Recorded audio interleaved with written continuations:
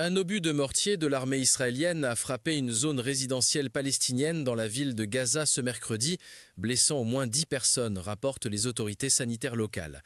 L'incident s'est produit au-dessus de la ligne jaune qui sépare les zones contrôlées par Israël du reste du territoire. Le directeur de l'hôpital Al-Ali, Fadel Naïm, a indiqué que parmi les blessés, il y a aussi des cas critiques.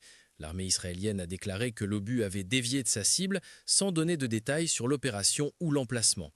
Depuis le cessez-le-feu du 10 octobre, les tirs israéliens ont causé des victimes palestiniennes en dehors de la ligne jaune.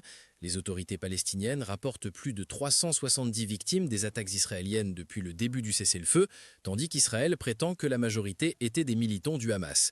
Cependant, des sources militaires israéliennes ont reconnu des meurtres de civils, y compris des enfants et des familles. Le cessez-le-feu entre Israël et le Hamas rencontre des difficultés pour passer à la deuxième phase qui prévoit l'établissement d'une force internationale de stabilisation et le désarmement du Hamas. Israël exige le retour des restes de l'otage Ran Gvili avant de progresser avec l'accord, tandis que le Hamas demande une pression sur l'ouverture des points de passage frontaliers et l'aide humanitaire.